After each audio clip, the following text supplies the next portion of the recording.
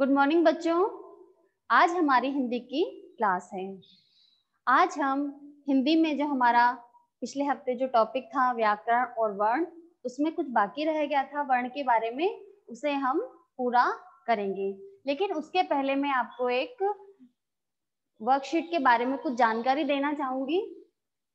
पिछले हफ्ते जिस तरह से इंग्लिश और मैथ्स की वर्कशीट गई थी, उसी तरह आज हिंदी की वेबसाइट पर हिंदी की वर्कशीट आएगी और वो हमें किस तरह करना है मैं आपको बताती हूँ। आपको वर्कशीट पिन पेज में करनी है। अपनी कॉपी में से एक पिन पेज निकालना है और उस पिन पेज पे इस तरह से वर्कशीट, अपना नाम, कक्षा, वर्ग, विषय और दिनांक, सारी इंफॉर्मेशन इस तरह से लिखनी है ताकि हमें हर बच्चे का नाम, वर्ग, कक्षा सब अच्छे से पता चले और किसी तरह का कोई कंफ्यूजन ना हो। और इस तरह से सब लिखकर आपको यह पेज ऐसे ही खाली छोड़ देना है। उसके बाद नेक्स्ट पेज से हमें अपना वर्क शुरू करना है। आपको प्रश्न और उत्तर दोनों लिखने हैं। प्रश्न उत्तर आपको दोनों लिखने हैं ताकि आपको और हमें कोई भी दिक्कत ना हो, आपको भी कोई बार बार कंफ्यूजन ना हो कि हमें किस तरह से करना है। इसीलिए मैं आपको बता रही हूँ ताकि आप अच्छे से समझ लें और अपना काम अच्छे से करें। फिर मैं आपको एक बार बता देती हूँ। आपको अपनी पिन पेज है उस पर यह काम करना है और पिन पेज पर यह सारे इंफॉर्मेशन है वो आपको मेंशन करनी है। सबसे पहले यहाँ पर वर्कशीट लिखोगे, उसके बाद अपना नाम, कक्षा, वर्ग। कक्षा और वर्ग आपको जरूर लिखनी है ताकि आपकी कॉपी पहचान में आ सके कि कौन सी क्लास की है और कौन से सेक्शन की है। फिर उसके बाद वर्ग, विषय और दिनांक। ठीक है बच्चों, उम्मीद करती हूँ कि आपको समझ में आ गया होगा। ठीक है, अब हम अपना जो टॉपिक है आज का वो करते हैं। पिछली कक्षा में हमने व्याकरण और वर्ण के बारे में पढ़ा। व्याकरण हमें भाषा को शुद्ध बोलना, पढ़ना और लिखना सिखाता है। फिर हमने पढ़ा वर्ण। वर्ण भाषा की सबसे छोटी इकाई वर्ण कहलाती है। वर्ण के दो भाग होते हैं, स्वर और व्यंजन। स्वर के बारे में हम पढ़ चुके हैं, आज हम पढ़ेंगे व्यंजन। व्यंजन किसे कहते हैं, व्यंजन कौन कौन से होते हैं और इस व्यंजन संयुक्त व्यंजन और द्वितीय व्यंजन क्या होते हैं। सबसे पहले हम पढ़ते हैं व्यंजन। जिन वर्णों का उच्चारण स्वर की सहायता से होता है उन्हें व्यंजन कहते हैं। किसे कहते हैं व्यंजन? जिन वर्णों का उच्चारण स्वर की सहायता से होता है उन्हें व्यंजन कहते हैं। बिना स्वर की सहायता के किसी भी व्यंजन का उच्चारण नहीं किया जा सकता। यदि हम व्यंजन के बिना किसी वर्ण को, स्वर के बिना किसी व्यंजन को बोलते हैं तो उसके नीचे हलंत लगाया जाता है। तो सबसे पहले हम लिखेंगे व्यंजन किसे कहते हैं।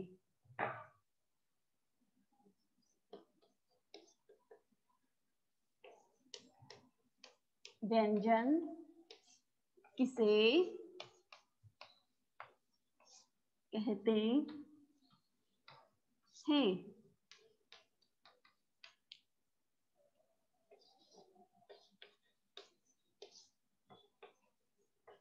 जिन वर्णों को बोलने में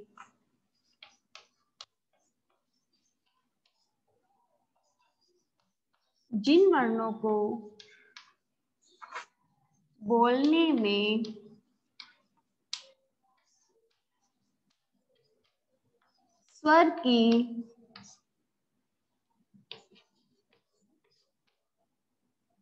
सहायता लेनी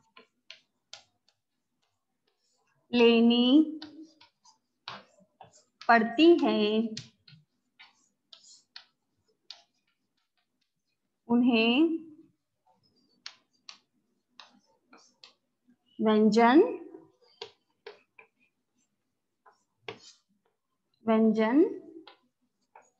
कहते हैं। जिन वर्णों को बोलने में स्वर की सहायता लेनी पड़ती है उन्हें व्यंजन कहते हैं। व्यंजन का उच्चारण बिना किसी स्वर की सहायता से नहीं होता।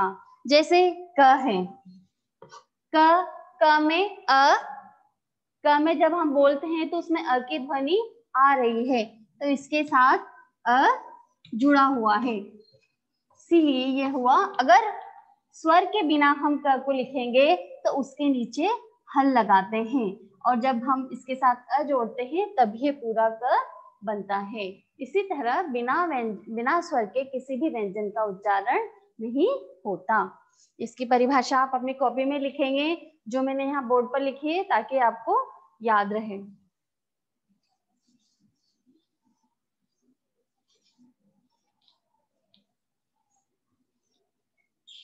स्वर हमने पढ़े थे, स्वर 11 होते हैं। इसके बाद हम पढ़ेंगे व्यंजन। व्यंजन कितने होते हैं और कौन कौन से होते हैं। व्यंजन संख्या में 35 होते हैं। व्यंजनों की संख्या कितनी होती है? 35। हम यहाँ लिखते हैं व्यंजन कौन कौन से होते हैं।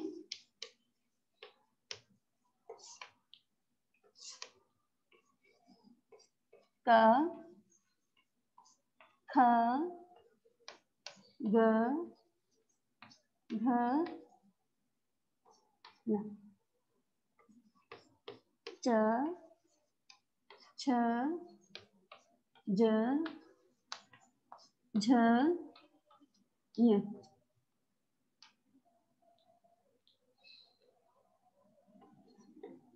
ट, ठ,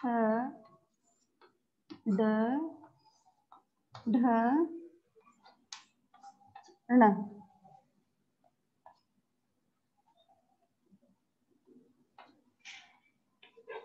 त, थ, द, ध, न। फ, फ, ब, भ, म। य, र, ल, व, श, श, स, ह।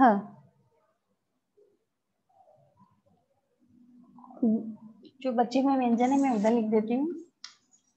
श, र, ज्ञ और श। ये होते हैं हमारे पूरे व्यंजन। क, ख, ग, घ, न, च, छ, ज, झ, ञ, ट, ठ, ड, ढ, ण, त, थ, द, ध, न, प, फ, ब, भ, म, य, र, ल, व, श, स, ह, श, त्र, ज्ञ और श। ये होते हैं हमारे पूरे 35 व्यंजन। अब इसमें जो क से म तक जो भी व्यंजन है, उन व्यंजन को स्पर्श व्यंजन कहा जाता है। क्या कहा जाता है? स्पर्श व्यंजन। क से म तक जितने भी व्यंजन हैं, उन्हें स्पर्श व्यंजन कहा जाता है। क्या कहा जाता है? स्पर्श व्यंजन। कैसे लेके म तक जितने भी व्यंजन हैं, उन्हें स्पर्श व्यंजन कहा जाता है। इसके बाद है य और व। इन्हें अंतस्थ व्यंजन कहा जाता है। क्या कहा जाता है? अंतस्थ व्यंजन। य, र, ल और व, इनको क्या कहा जाता है? अंतस्थ व्यंजन। और श, स और ह, इन्हें क्या कहा जाता है? ऊष्म व्यंजन। ऊष्म व्यंजन। क्या कहा जाता है? ऊष्म व्यंजन। और श, त्र, ज्ञ और श, इन्हें क्या कहा जाता है? संयुक्त व्यंजन। क्या कहा जाता है? संयुक्त व्यंजन। ये हमारे पूरे व्यंजन है 35। इन्हें क से म तक स्पर्श व्यंजन कहा जाता है। य, र, ल, व, यहाँ इन्हें अंतस्थ व्यंजन कहा जाता है और श, स और ह इन्हें ऊष्म व्यंजन कहा जाता है और श, त्र, ज्ञ, श इन्हें संयुक्त व्यंजन कहा जाता है। आप ये सारा अपनी कॉपी में ऐसे कैसे लिखेंगे, और जो मैंने बताया स्पर्श व्यंजन, अंतस्थ व्यंजन, ऊष्म व्यंजन और संयुक्त व्यंजन किसे कहते हैं, ये भी कौन कौन से होते हैं, इनके ऊपर अंडरलाइन करेंगे जिस तरह मैंने की हुई है। इसी तरह ये सारे व्यंजन होते हैं। अब हम इसके बाद पढ़ेंगे संयुक्त व्यंजन किसे कहते हैं और यह किस तरह बनते हैं। एक बार फिर मैं बता देती हूँ आपको, व्यंजन का उच्चारण बिना स्वर की सहायता से नहीं होता।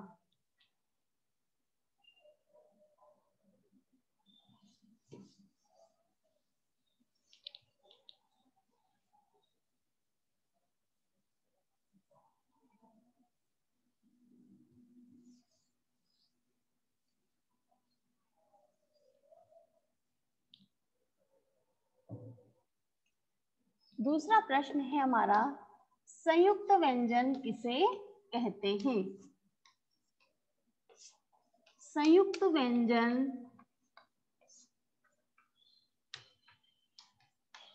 किसे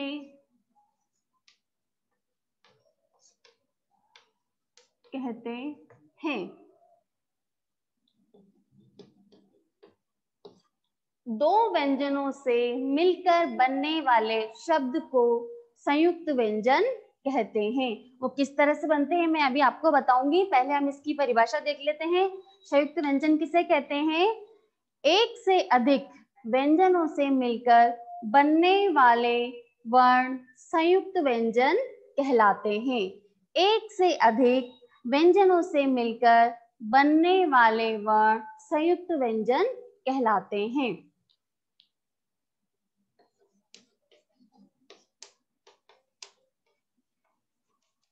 एक से अधिक व्यंजनों से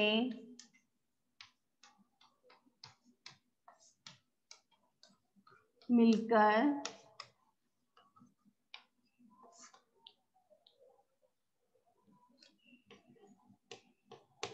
बने वर्ण संयुक्त व्यंजन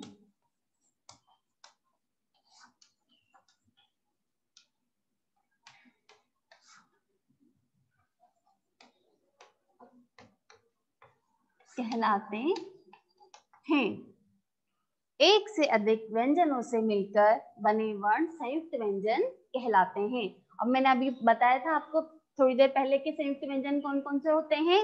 संयुक्त व्यंजन हैं श, त्र, ज्ञ और श। अब ये किस तरह बनते हैं ये मैं आपको बताती हूँ।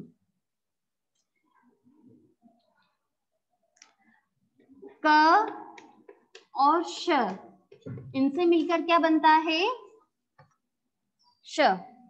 जैसे कक्षा, क और श से मिलकर क्या बना, श, कक्षा। फिर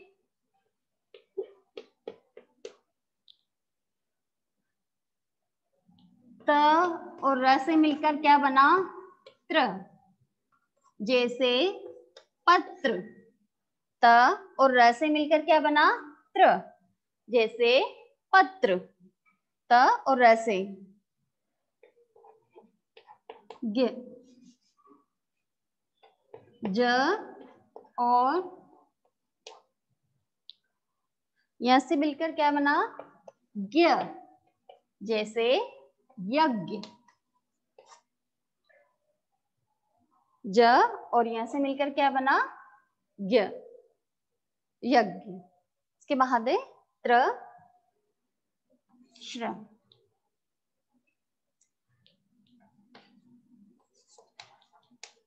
श और र से मिलकर क्या बना, श्र, श्रम।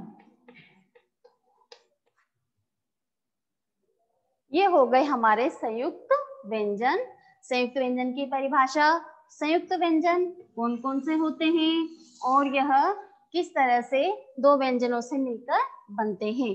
क और श से मिलकर श, त और र से मिलकर त्र, ज और य से मिलकर ज्ञ, और श और र से मिलकर श, श्रम। जैसे कक्षा, पत्र, यज्ञ, श्रम। ये हो गए हमारे संयुक्त व्यंजन। संयुक्त व्यंजन की परिभाषा और संयुक्त व्यंजन कौन कौन से होते हैं और संयुक्त व्यंजन किस तरह से बनते हैं।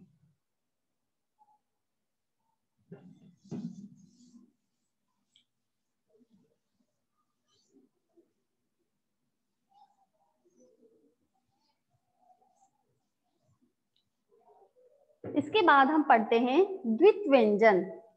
जब किसी शब्द में एक व्यंजन, एक ही व्यंजन एक से अधिक बार आए तो उसे द्वित व्यंजन कहा जाता है। क्या कहा जाता है? द्वित व्यंजन।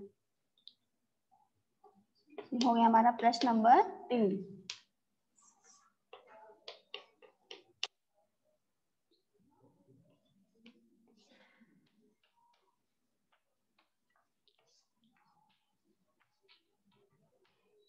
इसे कहते हैं जब किसी शब्द में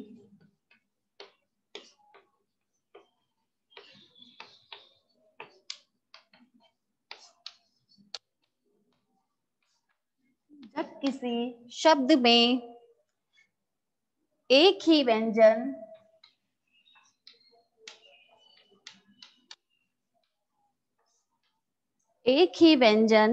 एक से अधिक बार आए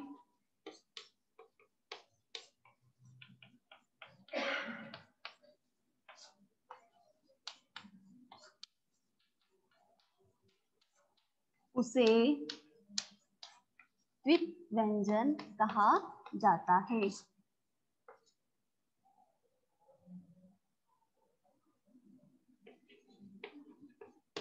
कहा जाता है। जैसे कच्चा, बच्चा, खट्टा। इस तरह से द्वित व्यंजन किसे कहते हैं? जब किसी शब्द में एक ही व्यंजन एक से अधिक बार आए उसे द्वित व्यंजन कहा जाता है।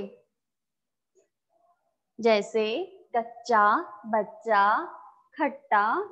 इस तरह से ये हो गए हमारा द्वित व्यंजन।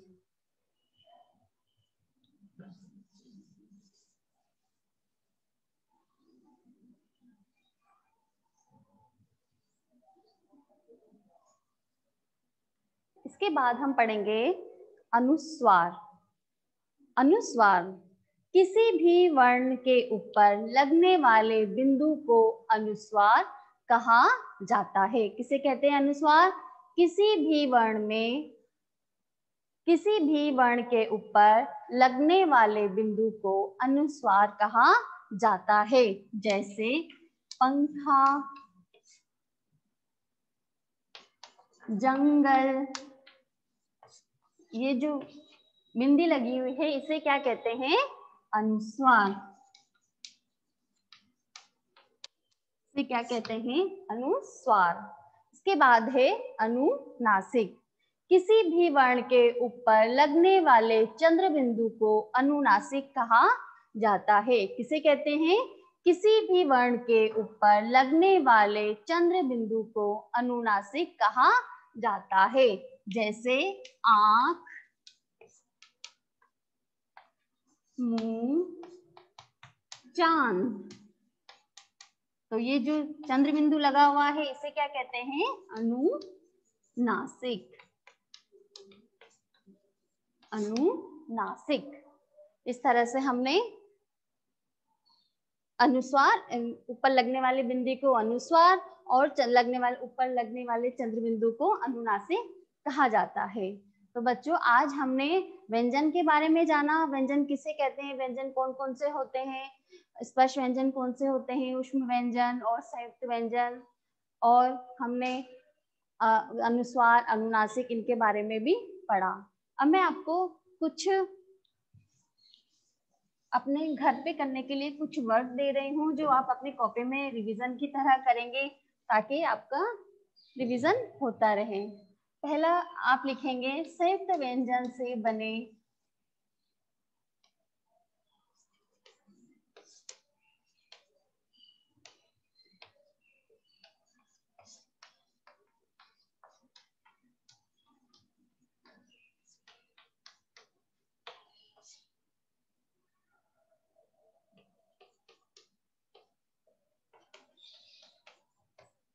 शब्द लिखिए।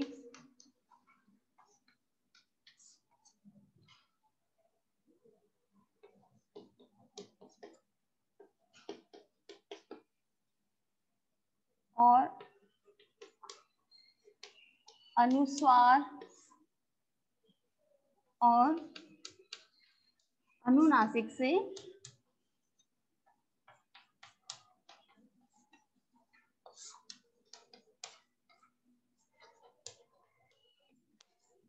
बनने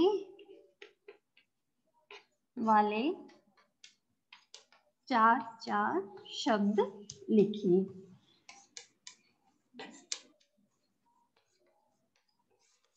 ये आपका गृह कार्य है जो आप अपने दोहरान के रूप में अपनी कॉपी में करेंगे। और बच्चों, उम्मीद करती हूँ कि आपको समझ में आ गया होगा और आप अपना वर्क अच्छे से करेंगे। आपकी जो वर्कशीट आएगी उसके बारे में मैंने आपको बता दिया है और उम्मीद करती हूँ कि सब अपना काम अच्छे से करेंगे। अब हम मिलते हैं अपनी अगली कक्षा में।